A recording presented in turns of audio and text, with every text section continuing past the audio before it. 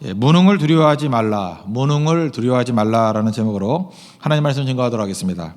우리가 다 예수를 믿지 않습니까? 근데 알게 모르게 다 예수 잘 믿으면 형통하게 되고 예수 잘 믿으면 승리하게 될 것이다, 이렇게 파악을 합니다. 뭐 틀린 건 아니죠. 예수 잘 믿고 잘 되죠. 그런데 이것이 목표가 돼서는 안 된다는 것입니다. 이게 과정이다, 이게 마지막에 열매다, 그러면은 뭐 성경이 충분히 납득이 되는데, 이 자체를 목표로 삼는다 그러면 신앙의 변질이 이루어지게 될 수도 있다는 것입니다. 제 그 막내 동생 그 아들인데, 조카 얘기 하나 해드릴게요. 조카가 지금은 다 컸지만 옛날 어렸을 때 얘기입니다. 중학교 때라고 생각되는데, 중학교 1학년을 기억나요. 반장 투표를 나간대요. 근데 이걸 굉장히 심각하게 생각하더라고요. 정말 하고 싶은가 봐요, 반장이. 그래서 뭐 그 연설문도 이렇게 작성을 하고, 그러면서 또 외워가지고 즉흥으로 하는 척 이렇게 연습도 하고, 그 다음에 또 선거 운동을 하더라고요. 옛날에 우리 때는 뭐 서로 안 하는 척하면서 했는데 요즘에 막 선거 운동도 하더라고요. 그래서 친구 몇 사람 또 세워가지고 선거 운동도 하고. 그래도 이제 마음에 차지 않는지 저한테까지 연락이 왔어요. 기도 부탁합니다. 그죠? 꼭 될 수 있도록 능력의 종으로서 기도해 달라고. 그러면서 덧붙이기를 하나님의 살아계심을 보여주고 싶다라는 뭐 신앙을 약간 좀 가미해가면서 이제 결론적으로는 떨어졌어요. 떨어졌는데 뭐 떨어진 게 문제가 아니라 그 다음에 이제 충격적이 된 거예요. 얘가 이제 해석을 해보니까 왜 기도했는데 응답이 없지? 하나님이 살아계시나? 뭐 이런 느낌이 들고, 또 거기다가 자기 대신에 반장이 된 애가 불교 신자래요. 이게 도대체 말이 되느냐? 하나님이 부처님한테 진 거냐? 뭐 이러면서 어렸을 때니까. 그러면서 개종을 하겠다고 난리치는 거예요. 개종을 하겠다고. 처음에 장난인 줄 알았는데 장난치고는 좀 진지했어요. 요즘에 내가 한번 다시 물어봤거든요. 너 그때 그랬지? 그랬더니 지금 기억도 못 하더라고요. 근데 그때는 좀 심각했던 것 같아요. 막 개종하겠다고 그러고 막 혼란스러움이 왔다라는 것입니다. 중학교 1학년 어린애가 하는 얘기지만 거기에 전제가 뭐예요? 믿는 자는 강하다라는 전제, 믿는 자는 항상 승리한다는 전제, 믿는 자는 언제나 형통하다는 전제. 근데 그게 그렇게 되지 않으면은 뭐가 잘못된 거죠. 내가 잘못되든지 하나님이 잘못되든지. 그래서 잘못의 원인을 찾는 거예요. 내가 잘못됐다 또는 하나님이 잘못됐다. 그 원망으로 나오는 거고, 내가 잘못됐다 그러면 자책으로 나오는 거고. 되게 이런 패턴으로 가는 사람들이 생각보다 많습니다. 우리도 고난 당해봐요. 다 이런 패턴으로 나가지. 이게 사실은 특수한 사람만의 얘기가 아니라 고난 당한 사람, 그 ING에 있는 사람들은 거의 이런 상태에 놓일 때가 많이 있다라는 것입니다. 성경을 한번 얼핏 해서 한번 보십시오. 이게 맞는 구도인가? 전혀 맞지 않죠. 하나님께 쓰임 받았던 사람 가운데 고난 받지 않은 사람이 오히려 더 적지요. 적이 거의 없는 것 같아요. 아브라함도 고난이 있었고, 이삭도 고난이 있었고, 야곱도 고난이 있었고, 요셉이야 말할 것도 없고, 다니엘도 고난이 있었고, 다윗도 고난이 있었고. 그러니까 성경에 나오는 사람 가운데 그 주 인물 가운데 고난 안 받은 사람이 있냐고요? 그거 없죠. 그렇다고 그러면 이런 도식이 금방 깨져버려야 되는데 우리는 그렇게 생각할 때가 많이 있다라는 것입니다. 그러니까 하나님께서 우리를 부르신 궁극적 목적은 궁극적이라 했어요. 형통이나 성공이 아니라 하나님 닮아가는 거예요. 하나님 닮아가는 것 중에 대표적인 게 거룩이거든요. 그래서 베드로전서 1장 16절은 레위기를 인용해 가지고 내가 거룩하니 너희도 거룩하라. 그래, 닮기를 원하는 거죠. 내가 거룩하다 너희도 거룩하기를 원한다. 이 거룩이라는 말은 말 그대로 하면은 구별되었다는 뜻이에요. 그런 건 이제 이해하시죠? 거룩이 구별되었다. 이제 그건데, 이걸 또 다른 말로 우리 21세기 우리의 언어로 쓴다 그러면 그거보다 더 와닿는 건 건강함이에요. 하나님께서 원하시는 건 우리의 건강함이라고. 건강함을 또 다른 말로 하면 좀 멋있는 거예요. 그죠? 멋있어지길 원한다는 거예요. 하나님께서 우리가 크리스찬으로 살아갈 때 구원 받았잖아요. 그럼 건강한 크리스찬, 그리고 멋있는 크리스찬이 되길 원하는 거예요. 또 다른 말로 하면 하나님 입장에서는 네가 정말 자랑스럽다, 그죠? 이렇게 말할 수 있는 성도가 되길 원하신다는 것입니다.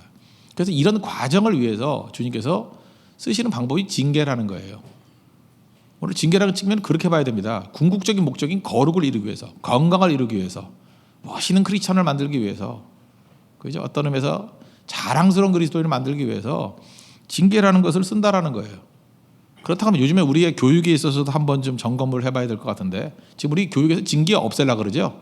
징계 없이 뭐 아이들 이렇게 뭐 말로 다 된다 그러는데, 제가 볼 때는 불가능할 것 같은데, 제가 교육에 깊이 공부한 건 아니지만 일단 성경의 정신하고 맞지는 않는 것 같아요. 징계 없이 어떻게 인물이 나와요? 그럴 수는 없다라는 거예요. 심지어 여기 이르잖아요. 징계 없으면 사생자래요. 참아들 가운데 징계 없는 아들이 어디 있느냐. 근데 우리는 자기 아들도 징계 안 하잖아요. 그러니까 사생자를 키우는 거죠. 하나님께서 우리 절대 그런 식으로 다루지 않습니다. 지금의 엄마들 같이 키우지 않아요. 징계가 있어요. 훈련이 있어요. 그래서 멋진 자랑스러운 하나님의 자녀로 서기를 원한다는 것입니다. 그 징계의 목적은 뭐냐? 제가 볼 때 세 가지인 것 같아요. 오늘 본문을 보니까 돌아오게 만드는 거. 두 번째는 무능을 두려워하지 않게 만드는 거. 그리고 세 번째는 연단하는 거. 자세히 한번 살펴보겠습니다. 첫 번째는 목적이 거룩인데 건강하게 만들기 위해서 우리를 돌아오게 만든다는 거예요. 징계를 통해서 돌아오게 만든다는 것입니다. 5절을 보십시오. 또 아들들에게 권하는 것 같이 너희에게 권면하신 말씀도 잊었도다. 일렀을 때 내 아들아 주의 징계하심을 경여기지 말며 그에게 꾸지람을 받을 때 낙심하지 말라. 이게 돌아오게 만드는 건데 탕자의 예를 한번 보십시오. 탕자가 아버지 재산을 가지고 외국에 나가서 허랑방탕하게 다 썼습니다. 무너졌죠. 무너지니까 돌아오든가요? 더 무너졌죠. 그러니까 돼지를 쳐요. 그래도 돌아오든가요? 언제 돌아와요? 돼지가 먹는 쥐염 열매. 다시 말해서 돼지밥도 주는 자가 없을 때 돌아오게 되더라는 거예요. 그러니까 징계의 강도가 굉장히 심한 거죠. 우리 인간이 그래요. 적당한 징계를 가지고는 안 돌아와요. 자존심이 있기 때문에. 근데 징계의 강도가 쥐염 열매도 주는 자가 없는 데까지 내려가는 거. 이건 바닥이에요. 바닥까지 되니까 돌아오는 거죠. 그러니까 하나님의 목적이 쥐염 열매도 못 먹게 만드는 게 목적입니까? 아니죠. 돌아오는 게 목적이라는 거예요. 그러니까 우리가 지혜로운 사람이라 그러면 어떻게 해야 되죠? 하나님의 말씀을 통해서라도 빨리빨리 돌아오는 거죠. 그러니까 살짝 맞고라도 빨리빨리 돌아오는 거죠. 돌아오면 된다라는 것입니다. 징계가 없으면 어떤 일이 벌어질까요? 그냥 가요. 우리가 스스로가 자각해서 돌아온다. 그럴 일은 거의 없죠. 7절과 8절을 보십시오. 너희가 참으면 징계를 받기 위함이라. 하나님의 아들과 같이 너희를 대우하시나니 어찌 아버지가 징계하지 않는 아들이 있으리요. 징계는 다 받는 것이거늘 너희가 없으면 사생자요 친아들이 아니니라. 그러니까 징계가 없으면 돌아올 기회조차 없다는 것입니다. 그러니까 징계가 뭐예요? 돌아올 기회를 주는 거다. 그러니까 다 돌아오는 거예요. 다윗을 보십시오. 바세바가 간음을 했습니다. 거기서 멈추지 않고 들킬까 봐 우리아도 죽였어요. 살인을 정했죠. 우리 같으면 그래요. 그 당시에 문화를 볼 때요. 왕인데 그 정도는 어때? 이럴 수 있다고요. 왕인데 왕이 수백 명도 죽일 수 있는 사람인데 이거 못해? 그러잖아요. 근데 하나님이 이거 놔두지 않죠. 징계하셔요. 그래서 바세바 사이에 낳았던 아이를 그렇게 기도하는데도 불구하고 죽이고 그 다음에 압살롬의 반역이 있죠. 아들의 반역이 있고 거기다가 눈 뜨고 못 볼 일이 벌어지잖아요. 백주 대낮에 다윗의 처첩들을 이렇게 범하는 일들이 벌어지고 패륜이죠. 패륜. 다윗을 치시는데 다윗의 마음이 거의 너덜너덜해질 때까지 치십니다. 아프게 치셔요. 왜 그랬을까요? 다윗을 사랑했기 때문에 그래요. 이건 말장난이 아니에요. 진짜 사랑했기 때문에 그래요. 이거 만약 안 했다 그러면 어떻게 됐을까요? 이런 식으로 안 했다 그러면 어떻게 됐겠어요? 다윗이 세상 왕들과 똑같이 됐을 거예요. 그러니까 다윗을 세상 왕 레벨로 본다 그러면 그냥 놔두면 똑같이 되는 거예요. 사울왕과 똑같이 되는 거예요. 하나님께서 그렇게 놔둘 마음이 없거든요. 다윗은 다른 왕이 돼야 되잖아요. 하나님 마음에 합한 왕이 돼야 되잖아요. 그래서 엄한 징계가 있는 거예요. 그리고 다시 이렇게 세워요 하나님이. 여러분도 마찬가지입니다. 징계가 너무 세다 그러지 마세요. 여러분 보통 자녀가 아니기 때문에 그래요. 귀한 자녀이기 때문에 그렇다는 것입니다. 지금도 보면 왕 되고 난 다음에 잘못된 사람들 되게 많아요. 왕 되었다는 게 뭐죠? 부자 되고 성공하고 잘 나가고. 저는 잘 나가는 사람일수록 더 걱정이 될 때가 참 많아요. 그죠? 저거 잘못하다가는 큰일 나는데 하는 거. 우리 다 그렇죠. 우리는 부자도 되고 싶고 성공도 하고 싶고 높아지기도 싶고 그러는데 하나님의 특별 관리가 있다는 거 잊지 마십시오. 자기는 생각할 때 작은 거라고 생각해요. 그런데 이런 거가 똑같은 거죠. 덩치가 커지면 작은 것이 다른 사람에게 작은 게 아니에요. 큰 게 되는 거라고요. 그래서 성장하고 커진다는 것을 이렇게 만만하게 보지 마십시오. 그게 참 무서운 일이라는 거예요. 커졌을 때 하나님께서 이런 철저한 징계를 통해서 돌아오게 만드신다는 것입니다. 하나님이 우리를 사랑하셔서 돌아오도록 환경을 막 뒤바꿀 때가 있어요. 여러분이 돌아오지 않으면 어떤 일이 벌어지냐? 세상이 난리가 나요. 하나님께서 하나님의 택한 백성 하나를 돌이키기 위해서 세상에 하여튼 무슨 일도 다 하셔요. 요나서를 보세요. 요나를 사랑하셨죠. 그래서 요나 하나를 돌이키기 위해서 지중해를 뒤집었어요. 지중해가 왜 이렇게 풍랑이 일었죠? 막 배가 박살이 나게 되고 막 다 죽게 됐던 이유가 뭐예요? 요나 하나 돌이키려고. 다시스에 가는 거 죽여버리려는 게 아니에요. 돌이키려고. 그죠? 그를 돌이키려고, 니느웨로 보내려고, 사명자로 서게 만들려고. 돌아왔으니까 요나서가 기록이 됐죠. 그죠? 그렇게 만들려고 지중해를 뒤집었다라는 거예요. 지금도 저는 이런 생각을 해요. 가끔마다 이렇게 비행기 딜레이 되거든요. 비행기 탈 때 하나님이 어떤 놈 때문에 이걸 딜레이 시키나 이런 생각을 저는 해요. 항상. 그죠? 분명히 중요한 인물이 있어가지고 그 녀석을 살리려고 저거 붙들어 주려고 이러는구나. 어떤 때는 비가 너무 많이 와요. 비가 너무 많이 오고 막 이러면 하나님이 또 누구를 깨우치려고, 그죠? 이 저지대에 사는 사람 가운데 누가 불순종하는 사람이 있구나. 저는 맨날 그런 생각이 들어요. 누구 때문에 이러나. 여러분 뭐 실험해 보세요. 간사나 이런 사람들이 불순종해봐요. 조언들이 박살이 나요. 알아요? 그렇다 그러면 여러분들 이기적으로 간사를 좋은 간사를 만나야지. 그건 여러분이 선택하는 게 아니에요. 그래서 간사들 위해서도 기도해 줘야 되고 목회자 위해서도 기도해 줘야 되고 이 피해가 자기는 다 임한다니까요. 요나서 보면 이런 얘기가 나오잖아요. 야 누구 때문에 이렇게 된 거야 하면서 막 사람들이 허둥댑니다. 그죠? 이 재앙이 누구 때문에 우리에게 임하였는지 모르겠다. 그러면서 요나가 저요 그랬더니 너 생업이 뭐고 어디서 왔니? 내 나라가 어디냐? 어느 민족에 속했냐? 그랬더니 나 하나님 믿는 히브리 사람이라고. 바다와 이 모든 걸 육지를 지으시는 하나님을 믿는 자라고. 그랬더니 이 이방인들이 뭐라 그래요? 여호와의 얼굴을 피함이죠. 도망친다는 얘기를 듣고 난 다음에 내가 어찌하여 그렇게 행하였느냐? 우리 불신자들이 오히려 권면하잖아요. 질책하잖아요. 그죠? 하나님 앞에서 네가 어떻게 그렇게 행하냐고. 지금 그러자 세상이 그죠? 목사가 왜 그렇게 행하냐고. 왜 장로가 그렇게 행하냐고. 뭐 이건 뭐 옛날에도 있었고 지금도 있었고 항상 그런 거예요. 하나님이 왜 그렇게 하시냐 하면은 세상을 뒤집어 놓기 때문에 그래요. 여러분 가정에 좀 어려움들이 있죠. 여러분 때문일 수도 있어요. 정신 차리라고 맨날 딴 데 정신 팔려가지고 그러면은 하나님 막 뒤집어놔. 그죠? 어떤 때는 어머니 신앙을 제대로 만들기 위해서 자녀가 아플 때도 있어요. 나 여러 번 봤어요. 어떤 때는 자녀의 믿음을 굳건하게 만들기 위해서 아버지가 아플 때도 있고, 자식 새끼들 제대로 돌아오라고 사업이 망할 때도 있고. 하나님 목적은 그런 게 아니에요. 목적이 뭐예요? 건강함이라니까요. 하나님이 원하는 수준이 있거든요. 그 수준으로 돌아올 때까지 좀 속된 말로 하면 하나님 무슨 일도 하셔요. 무슨 일도 하신다고. 그거 사랑 아니에요? 여러분들 사랑하는 자녀를 잃어버렸다 그러면 무슨 일도 하죠. 찾아오려면. 안 해요? 다 무슨 일을 하잖아요. 무슨 대가를 치르든지 건져낼 거 아니에요. 사랑하는 자기 때문에. 하나님이 그렇게 하신다는 것입니다. 그래서 하나님이 이렇게 소를 드는 척만 해도 아유 잘못했어요 이러는 게 좋은 거예요. 이사야서 1장에 나오잖아요. 때리면서 하나님이 막 때리면서 야 신난다 일로 와 퍽퍽 소리 나네 턱을 날려버려 이러지 않아요.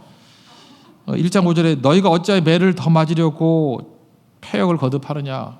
때리면서 하나님이 아픈 거예요. 온 머리는 병들었고 온 마음은 피곤하였으며 발바닥에서 머리까지 상한 것이 없이 상한 것과 터진 것과 새로 맞은 흔적뿐이거늘 그것을 짜며 싸매며 기름으로 부드럽게 함을 받지 못함도다. 하나님이 치료해 주기를 원하는데 이게 얻어 터지고도 계속해서 버티는 거예요. 여러분 선생님 여기 혹시 계십니까? 선생님 중에서 옛날에 그런데 애들 때리면 반항하는 애들이 있어요. 제 고등학교 때 선생님인가 참 우리 아이들 사랑했는데 때리다가 우는 선생님 봤어요. 남자인데 애들이 반항하니까 뭐 애들도 아니죠. 애 하나가 반항하니까 그런 거 나쁜 놈이야 그죠. 내가 생각해도 선생님이 진짜 사랑해서 한 건데 그래서 막 반항하니까 때리는 게 목적이 아니거든. 때릴 마음이 있는 분도 아니에요. 그분 우리 다 알아요. 학생을 너무너무 사랑하는 선생님이에요. 진짜 훌륭한 선생님이에요. 진짜 사표가 될 만한 선생님이에요. 근데 자꾸 반항하니까 우시더라고. 진짜 마음이 아팠어요. 저 진짜 나쁜 놈이라고. 내가 나가서 대접해주고 싶더라고요. 그냥. 그 마음을 너무 모르는 거예요. 그러니까 하나님 앞에서 우리가 가져야 될 마음이 뭐냐? 주님이 때리는 게 목적이 아니에요. 돌아오라는 거예요. 돌아오라는 거. 그래서 속히 돌아와서 건강한 모습으로 서는 거. 그게 징계의 목적이라는 거예요. 우리가 속히 주님 앞에 돌아오는 믿음의 종 되기를 바랍니다. 두 번째는 무능을 두려워하지 않기 위해서 우리를 징계하실 때가 있어요. 이게 또 무슨 뜻이냐? 우리는 모두 다 이 시대를 살아가고 있는데 이 시대가 뭐 자본주의도 그렇고 공산주의도 그렇고 다 마찬가지인 것 같아요. 무능하게 사는 것에 대한 두려움들이 있어요. 왜냐하면 세상은요 무능한 것을 죄로 여겨요. 무능하면은 징계도 하고 그래요. 여러분 그 아버지가 약간 무능해요. 뭐 돈도 잘 못 벌고 뭐 이러면 여러분 죄인 취급 안 해요? 안 그렇습니까? 저도 아버지로서 그게 약간 두려운데 이거 내가 아무것도 못하면은 되게 박대하는 거 아닐까 뭐 이런 두려움이 막연하게 있어요. 물론 내가 하면 가만 안 두지만 어쨌든 간에 그 가만 안 두지만도 뭐가 좀 힘이 있으니까 그러는 거지 그것도 없으면은 늙고 병들면은 뭐 이렇게 그런 게 있잖아요. 그죠? 무능하면은 죄인 되고 그런 거 되게 많아요. 지금도. 우리 교회 안에서도 보면은 멀쩡한 형제인데 여기 몇 명 앉아 있는데 우리 교회 남자가 없어 막 들으라고 막 그래요. 우리 교회 남자가 없어 여자들이 잔인하게. 내가 볼 때 그 사람들 신앙도 좋고 착해요. 착한데 왜 그런 대우를 받아요? 세상의 가치를 갖고 있는 나쁜 여자들 때문에. 무능한 걸 죄인 취급하잖아요. 무능한 게 왜 죄예요? 무능한 게. 회사에서는 세상 잣대기 때문에 그래요. 회사에서는 무능하면요 좌천시키고 쫓겨나고 세상에서는 무능이 죄예요. 그래서 사람들은 무능하지 않으려고 막 발버둥을 쳐요. 그리고 무능해 보이지 않으려고 막 가면 쓰고 막 그래요. 그 세상은 유능이 선이에요. 유능한 게 선이에요. 유능하면 죄가 있어도 약간 적당히 넘어가는 것 같아요. 유능이. 그래서 뭐 세상 말이 그랬잖아요. 유전 무죄, 돈 있으면 무죄고 무전 유죄, 돈 없으면 유죄라고. 그래서 뭐 어떤 경제사범도 국가에 기여한 바가 많아서 머리 풀어도 주잖아요. 그죠? 그러니까 저 사람이 없으면 안 되니까 꼭 필요한 사람이니까 유능하면은 용서하더라니까요. 유능하면. 잘 이해가 안 되면 그냥 아는 사람 한번 얘기해 볼게요. 기성용. 기성용이 한동안 욕을 되게 많이 먹었어요. 왜냐하면 탤런트 한혜진하고 뭐 이렇게 사귄다고. 근데 뭐 사귈 수도 있죠. 연상이 뭐 어때? 뭐 좋은 거지 그것도 여자로서는. 나얼이라는 그 기독 청년이 있었거든요. 의정부 교회 다니는 애인데 나얼이라고.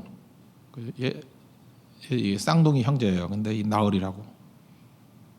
굉장히 신실한 애예요. 그리고 강직하고 믿음 생활 잘하는 애. 근데 하여튼 과정은 잘 모르겠어요. 근데 외부에 보이기는 뺏은 것 같이 보였다고요. 그래서 기성용 욕을 되게 많이 했어. 제가 그랬어요. 기성용이 축구만 잘해와라 다 잊어버린다. 뭐 영국으로 가니까 또 다 잊어버리대. 그다음 국가대표가 돼가지고 SNS에 최강희 감독 막 욕하고 조롱하는 글을 올렸어요. 물론 비밀 글로 올렸다 그러는데 세상에 비밀이 어디 있겠어요? 그죠? 그걸 뭐 카피해가지고 기사화돼 버리니까 그 최강희 감독도 화가 나 있고 그 여론이 별로 안 좋았어요. 굉장히 안 좋았어요. 제가 또 옆에 있는 사람이 그랬어요. 저거 잘해봐라. 저거 영국 가서 골이만 넣어봐라. 한 2골 넣으면 다 잊어버릴 걸. 싹 다 잊어버렸어요. 그죠? 그 다음에 뭐 그 팀의 키래나 뭐 기니까 그죠? 키 플레이어라나 뭐 이러면서 그래서 지금 기성용 별로 욕 안 해요. 요즘엔 욕해요. 잘 못하니까.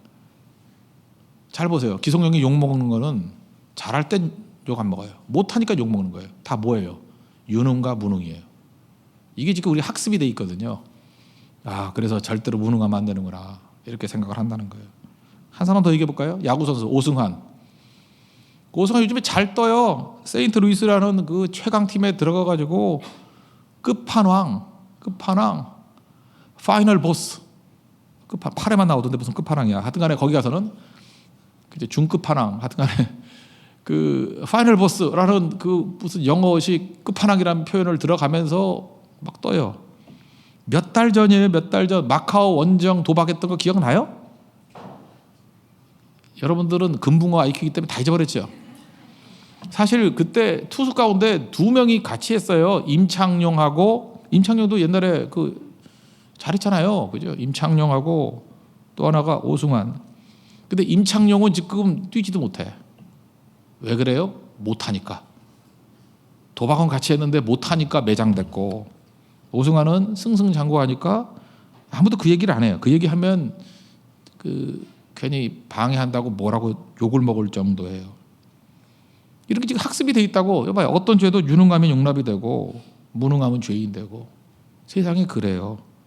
그래서 우리가 진짜 두려워하는 건 뭐냐? 무능을 두려워해요. 우리는 죄를 두려워하지 않아요. 무능을 두려워해요. 그래서 죄를 지어서라도 유능해지면 된다고 생각을 해요. 하나님 앞에서 완전히 오산입니다. 하나님은 유능과 무능을 보는 게 아니에요. 주님께서는 죄를 보시는 거예요. 그죠? 죄가 있으면 그것 때문에 하나님께 사용하시지 못하잖아요. 그러니까 우리 크리스천이라고 하면 시각이 달라져요. 징계는 뭔데요? 죄에 대해서 철저히 회개하고 십자가 붙들라는 사인이에요. 다르잖아요, 세상하고. 그러니까 세상 가치를 가지고 예수를 믿으면 참 헷갈리는 거예요. 참 힘들어지는 거라고. 주님께 기도하는 이유가 뭐냐? 유능하게 해달라고 기도해요. 주님은 그게 핵심은 아니에요. 무관심한 건 아니지만 예수님 믿으면 유능해지죠. 뭐 그걸 잠깐 말장난하지 말고 그게 핵심이 아니라고요. 무능해도 왜 유능하냐 하면 주님만 의지해서 유능해지는 거지 그 사람 홀로 유능해지는 게 아니라고요. 그래서 주님께서는 오히려 약한 자를 쓰신대요. 고린도전서 1장 26절 이하 뭐 잘 듣잖아요. 형제들 너희 부르심을 보라고. 뭐 육체를 따라서 그 지혜로운 사람이 별로 없고 능한 자가 없고 문벌 좋은 자가 없다. 그러니까 뭐 유능한 사람 별로 없다. 그 얘기 아니에요? 그래서 하나님이 대신에 어떤 사람을 쓰냐 27절 보니까 세상에서 미련한 것들을 택한대요. 그래서 지혜롭다고 하는 사람을 좀 부끄럽게 만들기 원하시고 약한 것들을 택하신대요. 그래서 강한 것들을 부끄럽게 하시고 세상에 천한 것들과 멸시받는 것들을 택하신대요. 그래서 세상에 그 자랑하는 사람들을 부끄럽게 만든대요. 하나님이 일하시는 방법이 이래잖아요. 그러니까 이게 무슨 얘기예요? 하나님 앞에서는 유능, 무능이 의미가 없다라는 거죠. 유능은 어떻게 하면 유능해지는 거예요? 주님께 철저히 매달리면 유능해지는 거예요. 주님 의지하면 유능해지는 거라고. 내 힘이 아니거든요. 능력이 힘이 큰 것이 내게 있는 것이 아니라 아버지께 있습니다. 하나님께 있는 거라고요. 그래서 굳이 말한다고 우리는 두 가지만 잘하면 돼요. 하나는 깨끗하면 되고요. 디모데후서 2장 20절과 21절에 나오죠. 집안에 그릇이 많이 돼. 금은 뭐 동, 질그릇 있는데 어떤 그릇 쓰신다고요? 깨끗하면 쓰신다는 거예요. 깨끗한 그릇 돼야 되는 거. 또 하나는 약해도 괜찮아요. 주님만 철저히 의지하면 주님이 나의 능력 되어 주시는데 뭐가 문제가 될 게 있겠습니까? 그런 하나님 백성이 돼야 된다는 거예요. 그래서 하나님 앞에 제가 쓰임 받으려고 그럴 때 뭐 유능하게 해달라, 뭐 스펙을 더 쌓게 해달라. 잠깐 그 싸움 벌이지 말고 징계를 통해서 우리가 깨닫는 게 뭐죠? 징계 받는다는 건 내가 약해지는 거 아니에요. 계속 더 약해지는 거죠. 징계는 박살나는 거 아니에요. 있던 거 다 뺏기는 거 아니에요. 그래서 전능하신 하나님과 연결되라는 거예요.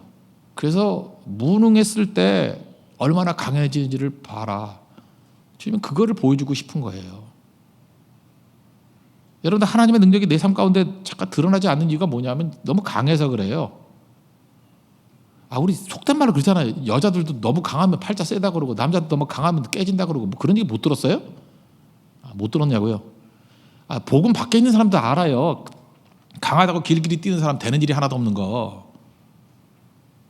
좀 약해지라고요. 좀 약해지고.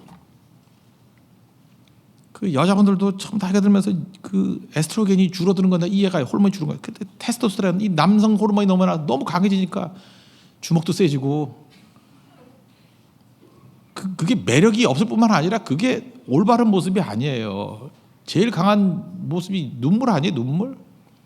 다윗이 뭐 완력이 뭐 이렇게 강했어요? 눈물을 흘리면서 나의 눈물을 주의 병에 담으소서 그러고 나갔던 종 아니에요? 그리고 철저히 하나님만 의지했던 사람 아니에요? 그러니까 골리앗도 이기잖아요. 우리가 그런 교회와 성도가 돼야 돼요. 그죠? 우리는 무능을 두려워하는 게 아니라 죄를 두려워해야 되고요. 그 죄를 두려워하니까 죄에 대한 해결책이 뭐예요?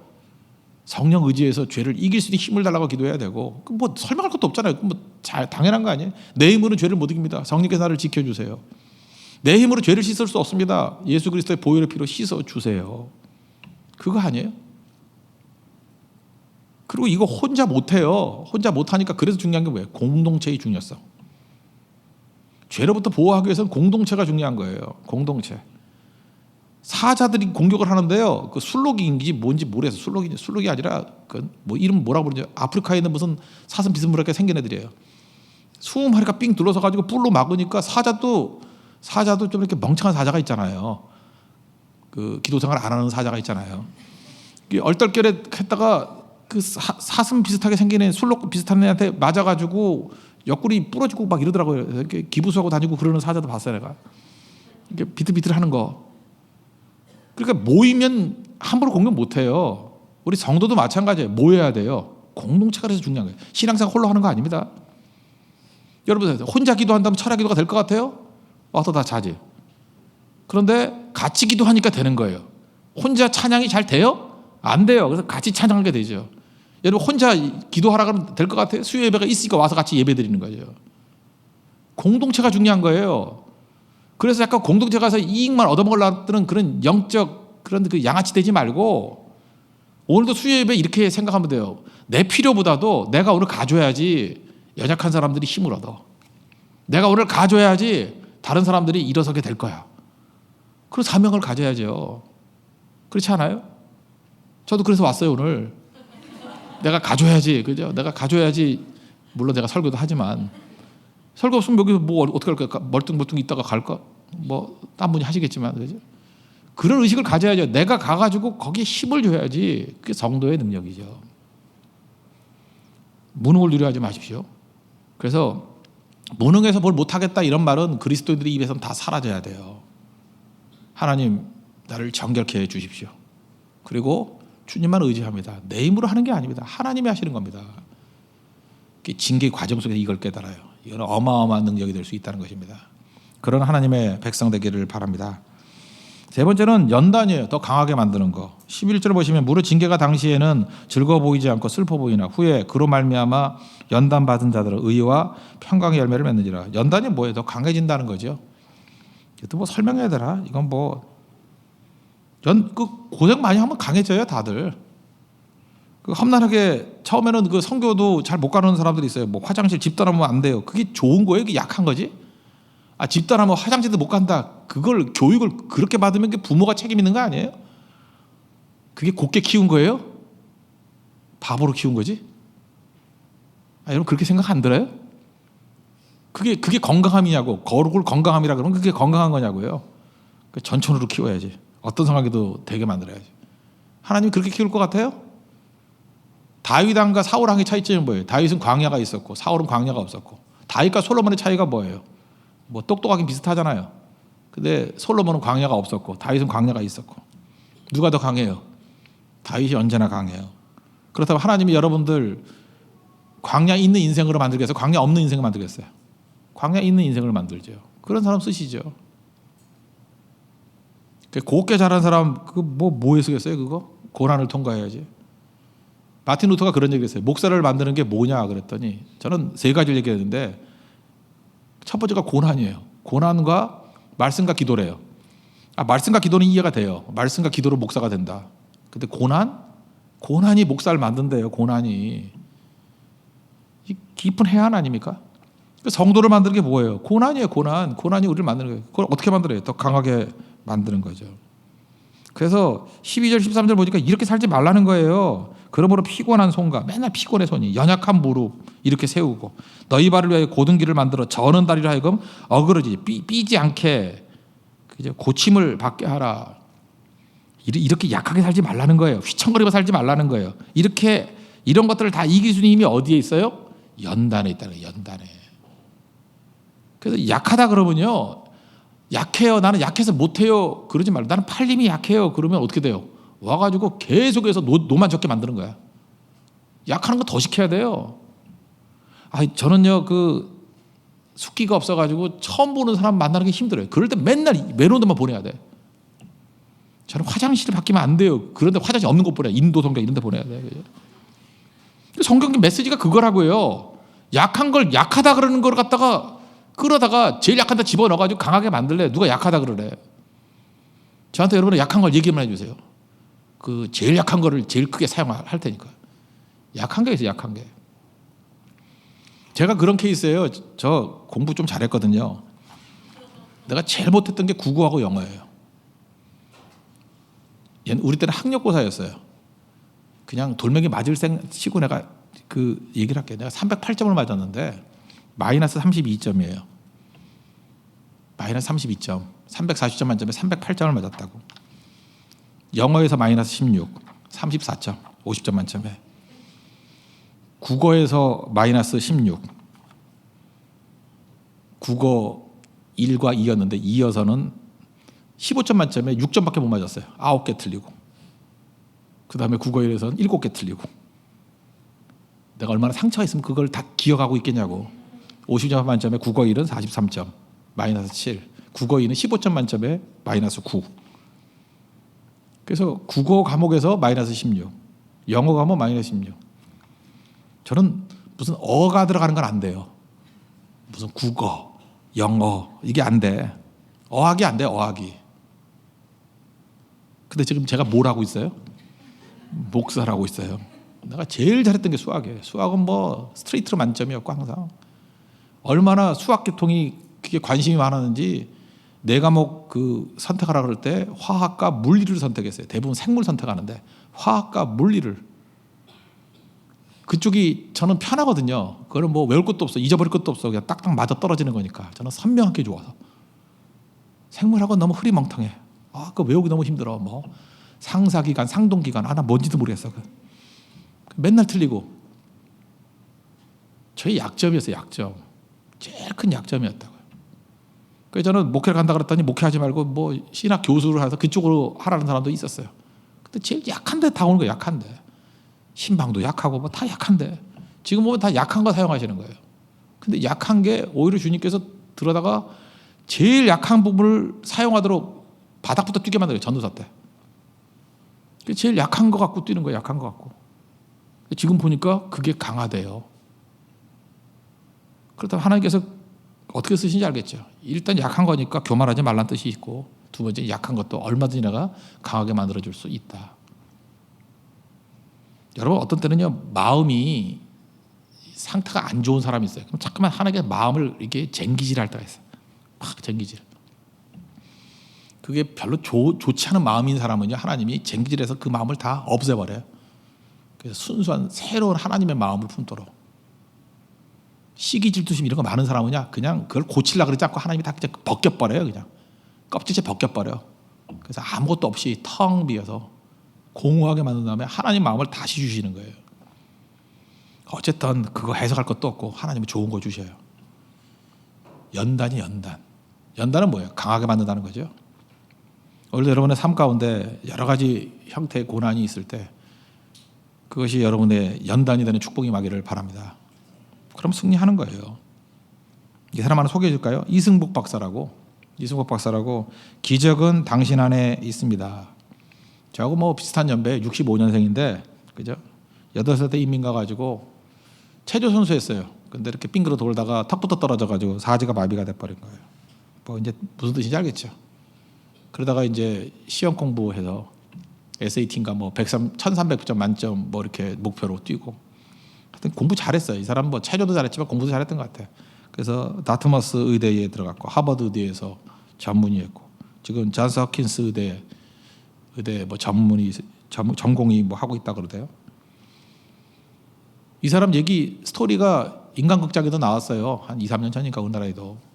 제가 지금 무슨 얘기를 하느냐면 이분의 삶을 제가 소개하고 싶은데 뭐 너무 이런 예가 많기 때문에 그냥 간단히 설명하면 이런 거예요. 극복했다는 얘기죠. 연단의 과정을 통해서 얼마나 강해진지 알아요? 본인이 너무너무 강해진 거예요. 우리나라 축구 선수 홍정호, 아우구스부르크 그 수비수인데 골 넣는 선수 있죠. 이 선수가 부상이 많아요. 이승복 박사 바라보고 이 책 읽고 일어난 경우가 너무 많아요. 제가 그래서 예를 한번 드는 거예요. 우리 주변에 아픈 사람이 있었어요. 제가 이 책을 선물해 줬어요. 기적은 당신 안에 있습니다. 거의 쓰러져서 힘이 없는 분이에요. 제가 책을 주면서 이랬어요. 이 사람은 책 읽을 능력이 안 되니까 내가 옆에 있는 분한테 그런 얘기예요. 가족한테. 나하고 약속을 하나 하자고. 이 책 하루에 한 챕터씩 읽어주라고. 하루에 한 챕터씩 읽어주라고. 그랬더니 제가 안 할까 봐 매일 체크를 했어요. 전화 걸어서. 읽어줬니? 안 해줬니? 그랬더니 진짜 읽고 있더라고요. 이분이 이 책 반 정도 읽다가 일어났어요. 나중에 완전히 깨면 그분 간증을 내가 듣게 해줄게요. 아직은 과정이기 때문에. 일어났어요. 그 내용이 뭔지 아십니까? 어떤 또 다른 한 사람의 연단의 과정을 들으면서 힘이 생긴 거예요. 내게도 하나님께서 이렇게 연단의 과정이구나. 그 대표적인 사람이 홍정호 선수예요. 이분 책 읽다가 일어났어요. 근데 이 책이 참 묘한 힘이 있는 것 같아. 많은 연약한 사람들이 일어나더라고요.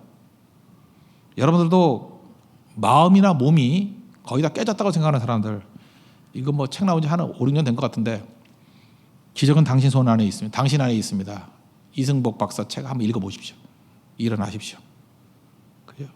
그래서 연단받아서 연약함이 강건함으로 변화되는 축복과 은혜가 있기를 바랍니다. 예, 기도하겠습니다. 이 시간에 다 말씀 놓고 하나님 앞에 다 같이 간구하겠습니다. 돌아오야죠. 징계의 목적 돌아오라. 그리고 무능을 두려워하지 말고 죄를 두려워하라. 그리고 연단받아서 강해지라는 것입니다. 그런 은혜의 백성되게 달라서 다시 하나님 앞에 간구하도록 하겠습니다.